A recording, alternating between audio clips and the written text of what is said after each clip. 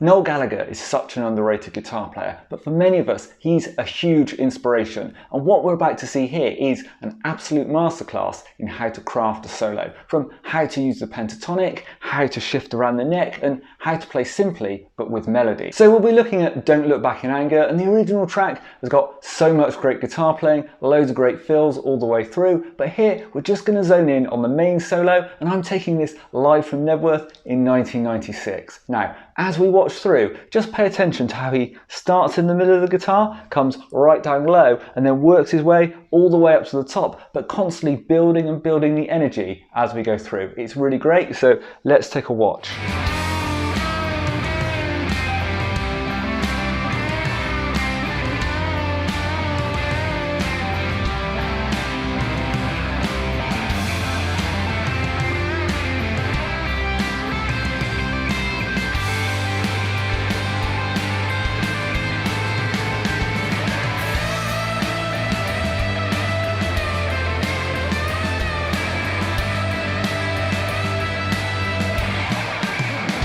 Now there's three things I think we can all take away from this solo. Firstly, Noel's songwriter mindset. Secondly, his use of pentatonic shapes and how he moves diagonally across the neck. And then thirdly, his use of repeats to create a really memorable solo. So starting with the songwriter mindset, and what we've got going on here are the chords F to F minor and then resolving back to C. So it's like 4 to 4 minor, resolving back to the 1. So we're in the key of C major here, and Noel's using the C major pentatonic, which is just the same as the A minor pentatonic. In the first position, I always say the first note tells you which minor key you can use it over.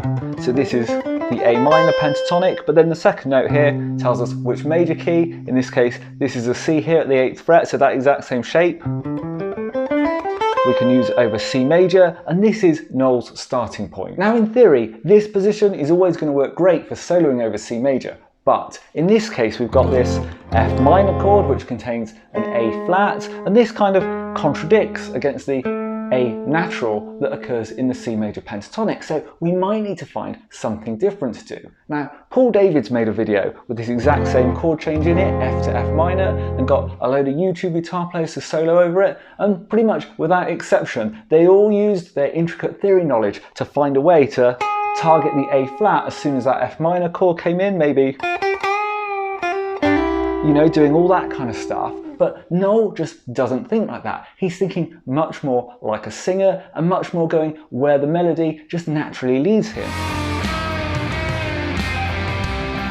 So what he does is takes this D at the 7th fret on the G string and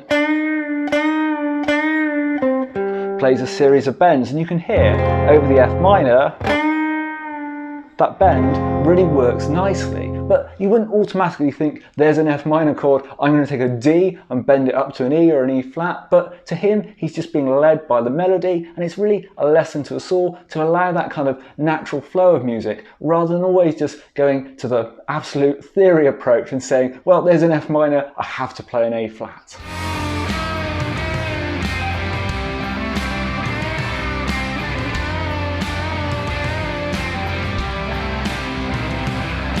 So hopefully we can see really clearly that Noel's starting off using this C major, A minor pentatonic position here with the first lick.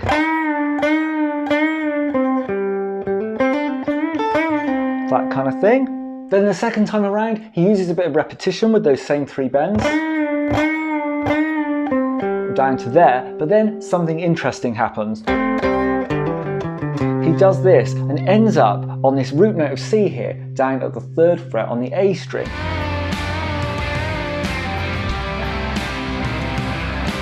Now, he could have played that note here at the 8th fret on the low E string, and it would have been exactly the same note, but he's actually doing something really important here, which is setting himself up for the diagonal pentatonic, which brings us on to our second point, which is how he uses shifts across the neck.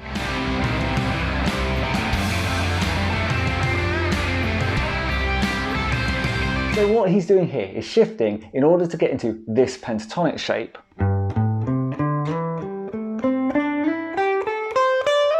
So I've spoken about this so many times on my channel. It's kind of the 2+3 diagonal, and one way we can think of this is in the major key, here's our root note of C here, 3rd fret on the A string, and we can think of it as being 2 notes below and then 2 notes above. So the 2 notes below, G and A, so 3 and 5 on the low E, and then up to our root note of C, 3rd fret on the A string there, and then 2 notes above, C at the 5th fret, and then slide up to the 7th for an E.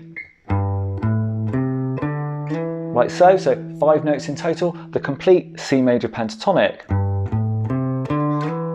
So that's the shape, but then we can just repeat that on the other strings. So now right under our fingers, starting at the 5th fret on the D string here, we've got a G, and then an A at the 7th, and then up to the 5th fret of the G string for our root note of C, and then our 2 notes above, D, and slide up to E.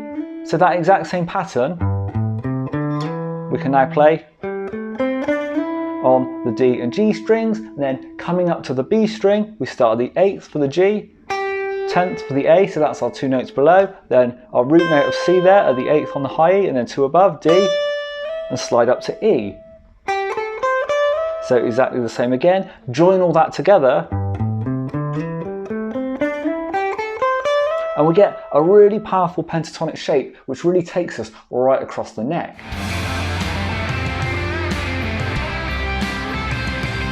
Now Noel's using this pattern to transition across the neck, and even though he's coming down low, at this point you really feel the energy in the track starting to build. So this is a great technique to add some shape to your solos. He kicks off this line just by playing through the pattern up to the G string, like so, hitting that root note of C there,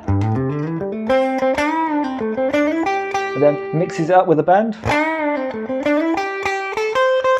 and then carries on up to the B and high E strings. So I guess he's just feeling his way through in a way that makes sense to him. So the pattern in its original kind of raw form, and then Noel turns it into something like that. So it's a really cool way that he's just taking the really basic concept of the scale and turning it into something musical.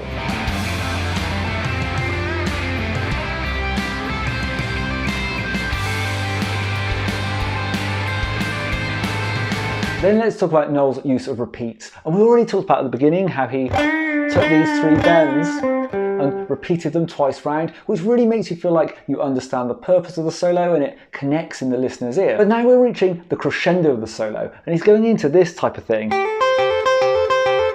We're taking a pretty simple idea of 8 and 10 on the B string, and then 8 on the high E, and just circling around those 3 notes in a kind of triplet fashion. Now, it must be said, there's not much melodic value here, it's just, you know, a repeating pattern, but what it does is really connect with the listener in terms of its rhythm and energy. I think at one point he also hits this D at the 10th fret on the high E string. Something like that, just to mix it up. I don't really know the exact notes he's playing, but it doesn't really matter. It's much more about energy and drive here.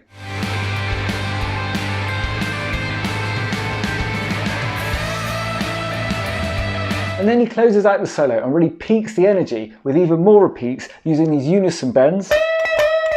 Up here, so we've got 19th fret on the G string, bending a D up to an E, which then matches with the E here at the 17th fret on the B string, so it's kind of out of tune as the bend goes up and then the 2 notes come together in tune.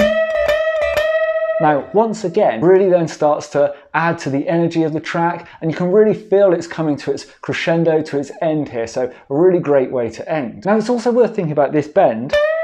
He could have played it here, in the position he was already in, on the high E string, or he could have played it here, on the B string, to then get the unison with the same E on the top E string there, and it would have been exactly the same notes, the same pitch, but he comes up to here to play it, which is kind of thicker, but I think more the reason is because he doesn't really think in terms of positions and cage and all that stuff. He likes to stick to the first position pentatonics, so he started off in this one down here and then used exactly the same shape, but now an octave higher up here. So he kind of knows the first position pentatonics, and then the diagonal shape kind of transitions him around the neck. So it's a more simplistic way of playing than some people approach, but it just proves that that simple approach does really work.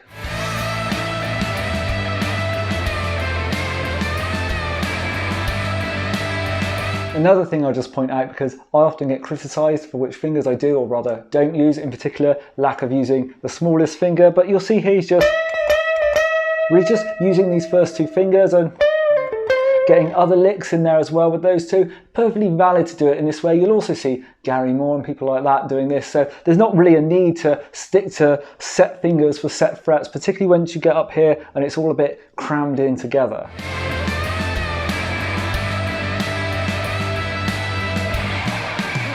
And then the very last thing, a bit of pick scraping, just to bring it to an absolute close, a technique that you can do even if you've never touched a guitar before in your life. So I hope you enjoyed the video, and you can see that if you're a beginner or intermediate player, then Noel Gallagher is a great player to study. Now if you're watching that thinking, I don't understand all these pentatonic shapes and how he's shifting around the neck, then I've left some links to some of my stuff below. But for now, thanks for watching, and I'll see you in the next video.